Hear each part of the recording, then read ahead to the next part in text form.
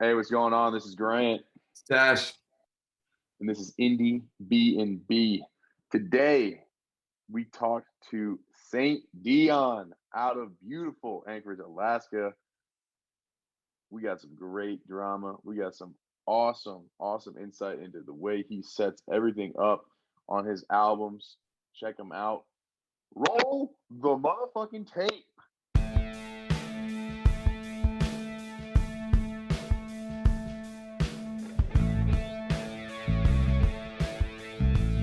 All right, here we go. Welcome back to Indiebnb. Today we are joined by Saint Deon out of beautiful Anchorage, Alaska. How we doing? I'm doing pretty good, just chilling on my day off. I'm just dealing with the aftermath of the Lupe fiasco. The reception's pretty good, so I'm just chilling. I'm super tired. My body hurts. Yeah, I want to get right into it, man. So you opened up and played before him at it looked like a festival. Tell us about it, man. It was pretty dope. It was pretty much Dylan Francis and Lupe Fiasco were having like this like back-to-back thing by Showdown Alaska. And I got to open for Lupe. It was pretty dope. We got the whole like green room and luxury bar type treatment. It was pretty dope. It was definitely different from a lot of the other shows that I've done, because this was the first time that I've opened for a major artist.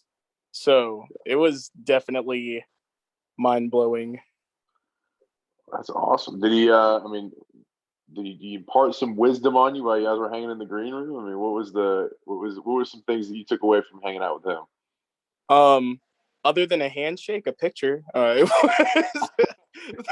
was cool, but he wasn't in the green room. I'm pretty sure he came like 10 minutes before his set with a couple other people. They set up right after Greaves. And then they were just chilling in their trailer for a little bit, popped out, did their piece, did, pictures, and then got out of there. Like, there wasn't a whole lot of interaction. Gotcha. What was your set list like? I mean, what'd you go with? You go with a lot of things for Wish Me Luck, or we get mix it up. What do we go with? Mainly, actually, my whole set list was Wish Me Luck. There was gonna be 2 new songs that I was gonna do, but I wasn't very confident in performing them, only because I created them literally like 2 days before the show. I was like, yeah, I'm gonna be different, and I was like, yeah, no. I was like, I might as well just let them play and walk around the stage. And I was like, nah, I'm just gonna cut my set. So yeah. Gotcha. Did you bless him with any Black Fire? I mean, that's my favorite jam for y'all for years. So you can tell me about it, man. So I was going to do Black Fire. However, there's a part in Black Fire where I'm not saying actual words. And I was like, okay, how do I do that on stage? And then after that, I was like, do I just cut the beat in and out? And I was like, no, it's because it sounds weird. So I just opted not to do it. Honestly, a tragic choice now that I think about it. I got you. Well, let's hop in. I want to hop into the album. I mean, Wish Me Luck just came out, and tell me about your process and getting creative, and you put out a ton of music. That's something that I've noticed about you. Really, since 2020 on. I mean, you've just been grinding in the studio. Oh, yeah. But you put out 2 albums since then. So what is your process in that studio setting, and how are you getting your stuff out there? So honestly, mainly, for Wish Me Luck, I just kind of wanted to continue off the feeling of songs like North Bund Street, Crown, and Dream, and kind of like that feeling, that really eerie feeling of darkness that's like inside of those songs, especially the end portion of Oba. And I kind of wanted to like take the energy of it and make something that was me being more prideful, me being more, greedy, and just, I would say a darker take on the reality of which I was kind of like raised in. And I kind of wanted to do it from a different perspective of a lot of things, and just kind of wrap under that persona for a little bit, just for Wish Me Luck. But there's all kind of a narrative in it. So like with Nobody in Heaven, the ending song of Dream is the beginning. So like the last little bit of Dream is the beginning of Energy. And then after that, throughout it, there's a bunch of like samples from Wish Me Luck that are in it. You'll especially hear it when you listen to like the deluxe version of Wish Me Luck, which is pretty much its own damn album. It's gonna be crazy, but it's I've produced all of it, so I make sure that it all makes sense in the long run in terms of like everything else. Wish Me Luck Deluxe, I made a point to kind of like sample songs, cleared of course, but sampled songs that meant a lot to me, especially in my childhood, like games and everything else. Like one of the songs that I'm really hyped about, I sampled Sanctuary from Kingdom Hearts, and it's insane. Like it is insane. Like I almost want to play it right now because like I make music at my house. Like my studio is literally like right there. But like that's it. But I'm excited. It's gonna be super cool. Wow, man! Just there's more to come, even more to come with Wish Me Luck. That's awesome. Oh yeah.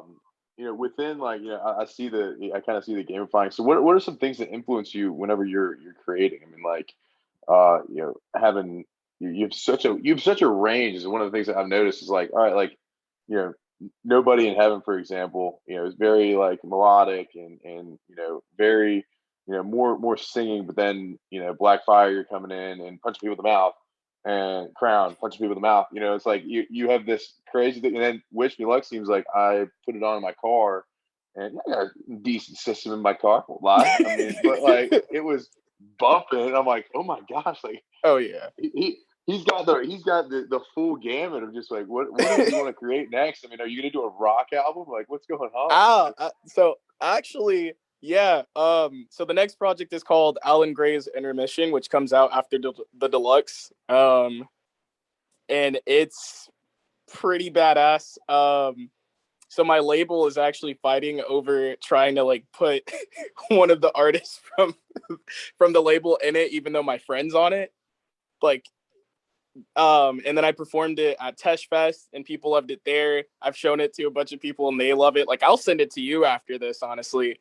It's different. It's like, well, I mean, like I would say it's different for me. I can't be like, yo, this is next level. It's just like folk music. I mean, it's not different like for everyone else, but it's definitely different for me. It's very trippy. And it's definitely gonna be it's definitely going to catch everybody by surprise. You're just going to add to the range even more and keep going. That's the goal of these. That's the goal of Pink Versace Flame Child. Originally, like, so Pink Versace Flame Child is like the overall story arc for my albums. And it's kind of like, so the last project is called Pink Versace Flame Child, but right now, like in my music, like I'm trying to like create some kind of connectivity. Like this is gonna sound super prideful and boastful. I'm not trying to. So like call me out on my like if I sound like an asshole. But like I tend to work about 4 or 5 albums ahead just so I know what's happening. Like I could show you my Google Drive. Like I'm not bullshitting. Wow. But I like make sure that the vision is like painted in a way where it's like when it's done, you're gonna be like, holy shit, the way that they'll like turn back. Like when you listen to the last song of Pink Versace Flame Child, if you've like stuck around to listen to the Pink Versace era, you're gonna be like, holy shit. Like the way, oh my God, I'm sorry. You're not defined by one album. You look at it as like this is a story over time and it's all connected somehow. It's just the sound change. It's just like things in life change, but it's all one big story, basically. It's all one big story. I was like joking with Ed about it actually, how like my albums are kind of like the Avengers, where it's like random movies and then you're like the last, end clip is what ties it all together. but it's like if you listen to like if you listen to Wish Me Luck, if you heard the song Inferno, yeah, at the very end there's a bit of me singing. That's Alan Gray's Intermission. Like that little snippet of me singing I chopped throughout the second half of the song where it's like, like, it's like, and then I start singing. That bit right there is the first song on Alan Gray's Intermission. It flows. If you listen to each project, if you were to, which I know no one will do because no one has the time, but if you listen to Nobody in Heaven, to Wish Me Luck, to Alan Gray's Intermission, to Dark Knight's Tapes, to Pink Versace Flame Child, it's crazy and it's weird. And then because I already have like the next era finished, and it's like Nobody in Heaven 2 is called No More Room in Tokyo, and it's like a whole bunch of other crazy like shit. Like I try to make sure that there's an embedded conceit that follows all the way through that makes sense in the end. Oh my gosh. I mean, like, we there's a lot of people we talk to on these albums, like, and people who are like, when we talk to these on these podcasts, and like, I don't think we've ever talked to anybody who's got the same type of thematic, this arc across all of their music that like you have. Because like now I'm hearing like Inferno, I'm like, you know what? I was like, why is it like, what is this like backwards like thing going on here? And then you start like, so I'm excited now. Now I see what you're doing is now we're gonna have to go back and like I'm gonna have to sit down and just concentrate. There's all the Easter like, eggs that are hidden in there. Yeah, no, there really is. It's we're gonna crazy. have to make I watch those Marvel videos, like the guy Emergency Awesome, and I like look out for all the Easter eggs and like, hey guys, it's Charlie. Here are like all the four WTF moments in this movie, and like now we're gonna have to go. Tash, I'm gonna have to go back and do that. You're gonna hate Grant because he's gonna be like looking for plot holes and call you out on it. Oh like, my God, you forgot about this. Do it. So I'll tell you one right now. Listen to Oba and then listen to Lies, because those songs go hand to hand. Oba and Lies. Yeah, Lies came out December right after Nobody in Heaven. Okay. Yeah. It's man. Also, when you listen to Oba, listen to the voices in the background. This is blowing my mind. I mean, what did you have this vision like from the day you started making music? You know, at Saint Deon, did you have that vision, or did it just kind of come together as you made it?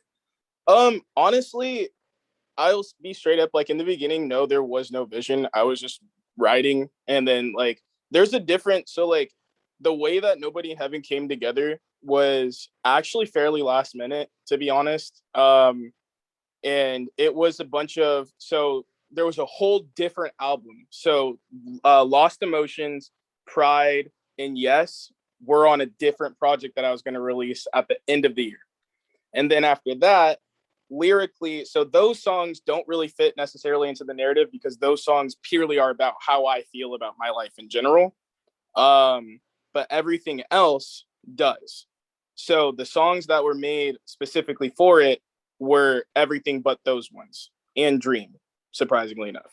But that project in itself, like the ideology of it was called Vision, and it was like Vision with 3 eyes because I was edgy. Like, I don't know, there really was no other reason. But I made that concept album. I dropped it for like 2 weeks and then took it down, and like it was cool or whatever. And then I dropped another project right before called like Alter Ego or some, like I was just on some really weird like edgy shit for no reason.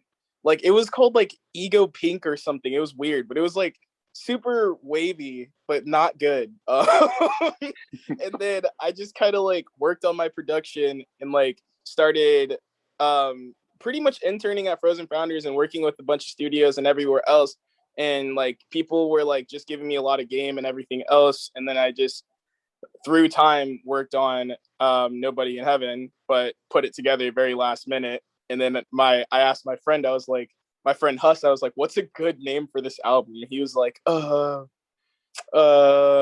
Nobody in Heaven. I was like, oh, dope. Okay. I was like, I want you to know you own no royalties to that title, but dope, man. Like, I was like, that's sick though. Like Huss produced the song Nobody in Heaven. That's the only song on the album not produced by me, but he murdered the production on that song. But yeah, that's a long-winded rendition of that answer, that question. Gotcha. I mean, so like, what, within your your creative process, what, like, are you, we always talk about it with producers and people who have that background. We talk about it with Ed. How Yeah. do you kind of flow in and kind of cut through the noise and just really hone in your sound? Because like there's so many knobs and barrels and things you can do and sounds you can put into something. How do you hone in and get the get that perfect, the way you want it to sound? What's your process to kind of get that going? A lot of the time, usually it's dependent on the emotion and usually what kind of music I'm listening to during that time, honestly, because like, especially for Nobody in Heaven, like it was a very, very like, it still is to this day and forever, unfortunately, will be a very like politically, very politically heavy time. And, given the scenario of Black Lives Matter and everything else, and that's something I'm heavily involved in, I knew that I was angry about it all. So that's why Crown's the way that it is because like I literally, that was how my voice sounded after going to 3 back-to-back Black Lives Matter protests. Like I had no voice after from screaming. Yeah. And I was like, I want to record my voice like this to quite literally bleed how I feel through this track. So there's not a question of how I feel, because it's like in the end, like the message that I was trying to convey through that is the fact that it's such a like, socio-political war that I feel like there's not really an actual answer to it all. And like, it's going to keep going on. And I feel hopeless. That's why I said Black Lives Matter, still feel my life don't matter. Like, it's because in the end, it's like, yeah, we can keep preaching this and everything else. But if these people who are in control of everything else don't care, we're not heard. So that's kind of like why that song came up. And then you have Shot and Oba is pretty much just me feeling like just tired of it all. Like that's why my voice is very monotone, because I'm just like the same shit we're taught in school, the same, Black history things. We only get taught Black history when it's February or it's Martin Luther King's birthday. That's why I said Martin Luther King's birthday in the song. And I said February. And it's like, I'm tired of it. And it's like, I'm have to remind myself of my history. Like I have to, outside of school, look in for my own history because, the public school system unfortunately won't teach it. So a lot of the creative process for this and finding sound quite literally was in true pure emotion, especially for that project. And as far as for like Wish Me Luck, finding the sound for Wish Me Luck was genuinely just aimless. I just was producing for some friends or whatever. And, and I was just like, all right, dope. I made a couple of songs and I was like, I could really take off with this. I was like, this is pretty sick. So then after that, I made Medusa. I think I made Medusa in like August and then dropped it in October with 49 Supply Co. No other song was done on Wish Me Luck. No other song. Medusa was the first one. Dropped that. And then after that, I was like searching for like, oh shit, what's the next thing? Like, what do I do? And then in March, I finally started producing the rest of Wish Me Luck. And it was like weird. It was really weird.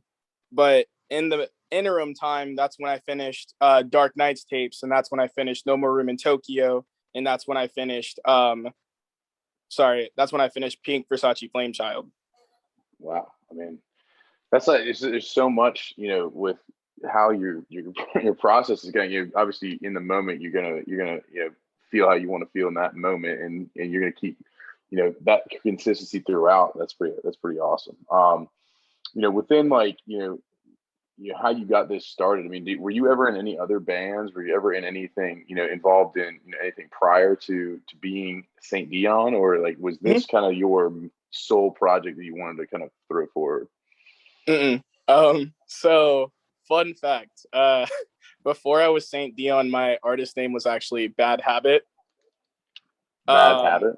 Yeah, it was cringy. I was, the first song that I ever posted to streaming was this song about my ex called Emotional Roller Coaster. And it's horrible. You could still find it or you can't find it, but you can find it on SoundCloud if you look hard enough. But it's horrible. And like you'll find a lot of music under Bad Habit, actually, even on streaming. But before that, Bad Habit, and then after that, before that, I was Cyber, and I was making music, like just techno beats. Like I started off producing techno beats, and I was working with my friend Austin, who's like a really close friend of mine. And we did this group called F2K, and we would just flip songs on FL Studios. And then after that, or before that, are you asking more so like how I got into music, I guess? No, I want to know about your project. I mean, like the project, because like God. that kind of builds who you are. I mean, like shoot, like you came from. I've gone from, Cyber to our boy Bad Habits, and then now to become Saint Deon. I mean, it's your metamorphosis. I got to know, how do we get here? All part of the story.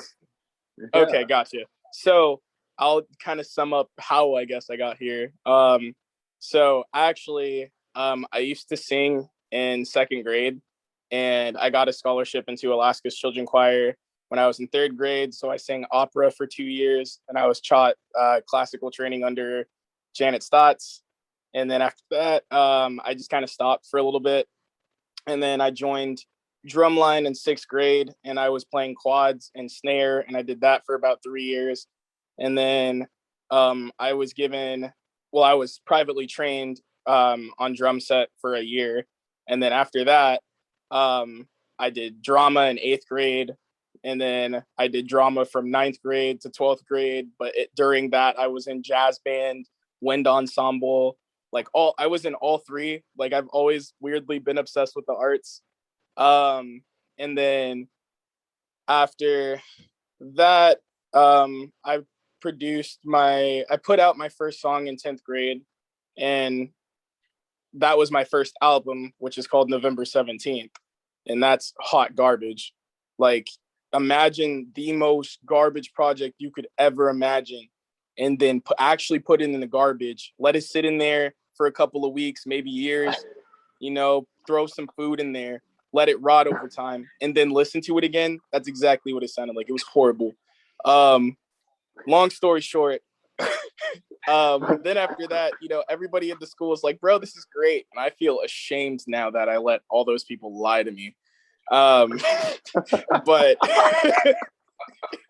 but now it's like, after that, I graduated school, and then I made a couple of songs, just at home, because like I was working at Texas Roadhouse, and I didn't have really shit else to do. I mean, I was working at Texas Roadhouse, so during the day I would just produce and make music. Did that for a little bit, and then started actually going to studios and stuff. And I got in with Frozen Founders and just started making my way through the city. And yeah, now it's cool, but that's, I guess, really how I got to why the albums sound the way that they do. It's just kind of the weird tundral. I go off on tangents. I'm so sorry. No, dude, that's it. That was totally succinct and exact. Like you gave us what exactly your musical background is, and it makes sense that you and Ed are very close, because Ed is similar to you, where he's could do every freaking instrument, and I get why your sound is the way it is, because you're in drumline, you understand that whole entire cadence, you're classically trained in opera, which is absolutely awesome. Like, I think that you need to put that. I hope. I was classically trained 10 years ago, though. Does that still count? I'm like, we're not classically trained in anything. Yeah, I'm not classically trained in shit. I'm not putting that on my resume. Classically taught opera in fourth grade. Please take me. Hey, you did it. You did it, man. I guess. Yeah.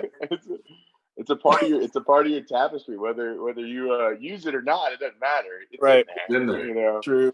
So, fun fact about the Ed comment that you made, though. Ed actually was my substitute teacher for swing choir. No way. Yeah. So, and actually, no. Oh. What?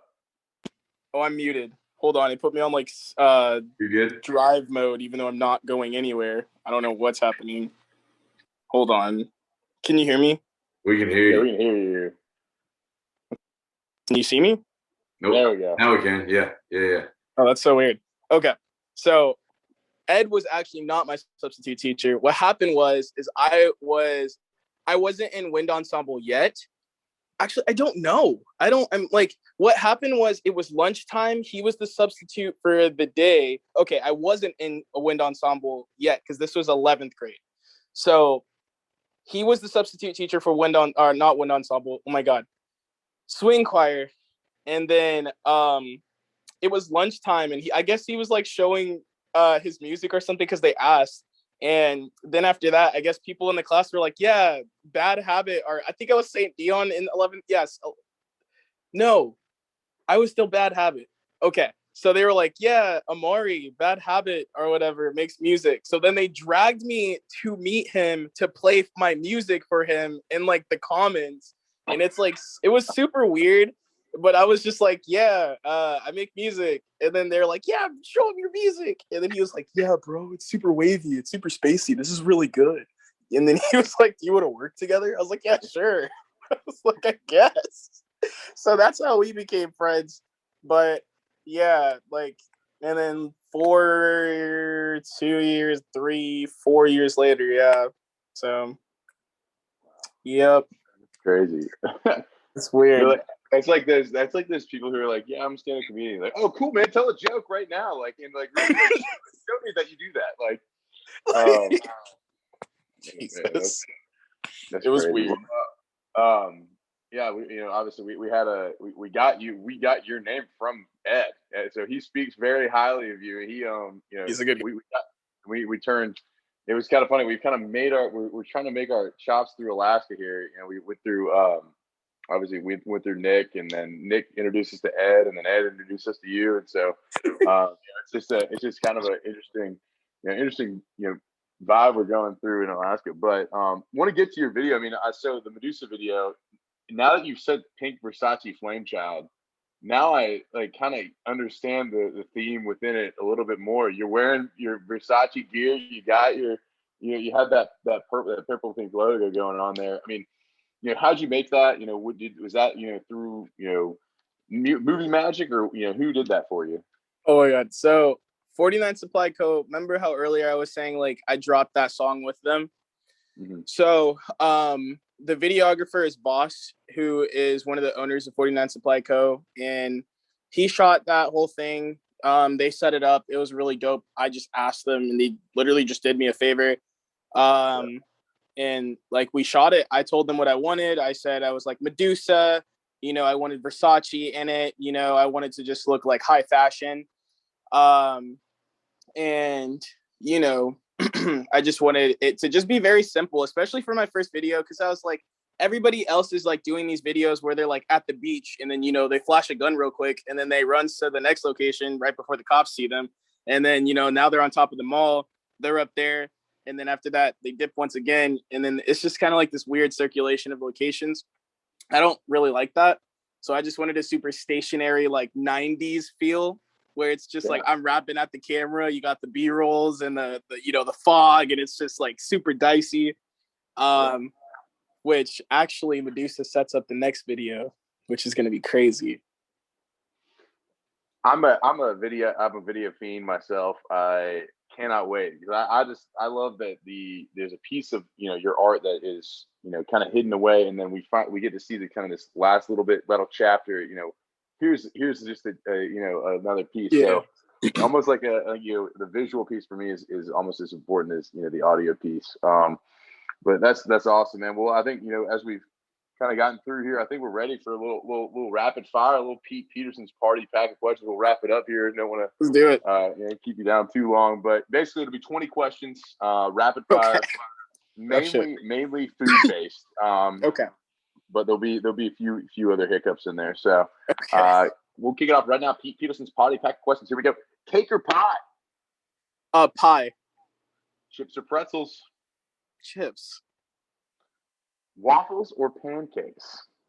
Oh shit. Oof. Waffles.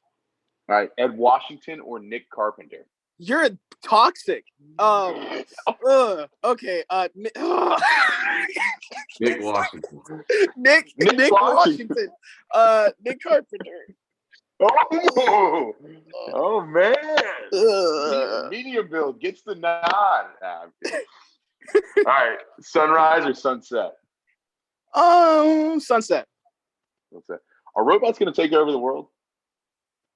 Yes. Are aliens going to take over the world? Yeah, honestly, I mean, yeah. All right. Yetis. You seen one? Are they real? What do you think? They might be. No. I mean, no, yes. no Yetis. Yes, Yetis? yes. Yetis? They might be. I don't know. Yeah, sure. You're saying yes to Yetis. All right, Pop-Tarts or donuts? I actually hate donuts, so Pop-Tarts. Pop-Tarts. Okay. Tacos or burritos? Burritos. Burritos. Okay. Ninja or pirate? What would you rather be? I'd rather be a ninja. Ninja. Okay. Tendies or wings? One more time? Tendies or wings? Chicken tenders or chicken Tendies. wings? Tendies. 100%. Okay. With those tendies, you getting a ranch dip or a blue cheese dip? Blue cheese. Blue cheese. All right. Dogs or cats? Dogs. All day. All right. Day drinking or drinking all night? Drinking all night. Drinking all night. I like it. Beer or wine? I'm kind of a classy guy, so I'll say beer. Beer. I like it. Nice. Hey, if you show to a party, are you more likely to do the robot or the worm? Oh God, honestly, the worm. The worm? All right, nice. Hell yes. We don't get a lot of worms on this podcast. We got a lot of robots, not a lot of worms though. I'm pretty sure there's a video of me just drunk as hell doing the worm at a party. That's why I said. Let's go. All right, well, that's gonna resurface. That's your next Sure, video. we're gonna find that. Yeah. All right. Deep dish or thin crust? What kind of pizza you liking? Deep dish. I love me some Chicago pizza. Okay. All right. A night in or a night out? What do you rather? Night have? in. Night in. He's a chiller. Okay. And tell us a couple artists we might not know that we should check out. Couple artists you don't know. I would say Scary Jerry. You may not know about Zane Penny. You may not know about AG Two Tone, Brother Buffalo, Rob Lucci. And I know about Rob Lucci, come from Fajitas over there, but yeah, Fajita. That's my dude. And my friend Carson and my friend Shamil. They're every single person that I listed is a nasty artist. Insane. And you guys know Ed and Nick, so I mean, and Ara Lamago, Bethlehem, Shalom, and Sundogs.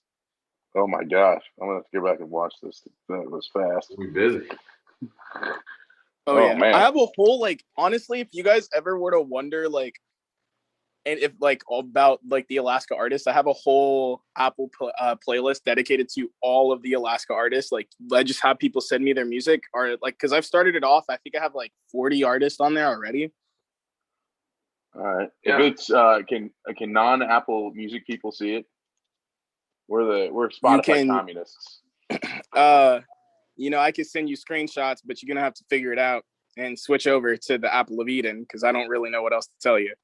Oh man, that's gonna be my next question. I need to start with Apple Music or Spotify. Apple. Well, okay. For distribution, I love Spotify. I think they do a lot more to accommodate the artist. For quality, honestly, overall, Tidal. I actually genuinely Apple is just convenient because I have an iPhone. That's honest. That's the honest answer. Gotcha. Yeah, I have one friend of all of our friends who has Apple Music. It's kind of weird. We only are. It's like Spotify is the dominant for us. I don't know why, but really, it's kind of the opposite up here. Yeah, I think because it's just they got ahead of Apple on paying the monthly subscription and being able to listen to everything. And so they still were just doing iTunes there for so long. We had to actually buy it. in the Spotify. Yeah. I think that's why there's so many people on Spotify because it just came out first. Yeah. But Right. That's that was true. Pete Awesome, Peterson right there. That was one of the best Pete Petersons of all time. Yeah. I mean, we hammered it. Like I think I'm gonna be really classy. I drink beer. Good. That's what we're here for. But Sick. man, we had a blast, talking with you, Saint Deon, and what we'll have, we'll definitely for sure check out those artists you mentioned, and we'll be on the lookout for the rest of. So I gotta make sure we're correct on what's coming out next. So we got Wish Me Luck out right now, everywhere that things are played, and then next we got The deluxe. the deluxe version. The deluxe version, which is actually pretty dark.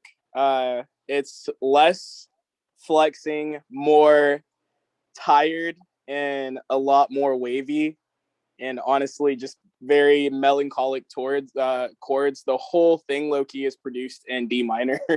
That's how sad it is. So just be prepared for that. Okay, Still so be prepared to be with the bummed beats. out. Yeah, you're bumping gonna with be the beats, zoned. but you're gonna be bummed out. Pretty much. I love it. Awesome, man. And then we'll look for the conclusion of the Pink Versace Flame Child after I'm that. waiting for that for a minute, buddy. hey, we're here. We're here, man. But it's been an absolute pleasure, man. We appreciate you coming on. Saint Deon, ladies and gentlemen. And we will we'll look forward to seeing all your new stuff come out. What about a tour, man? What we got? Is anything planned for that? Anything coming down the pipe? Get you on the mainland?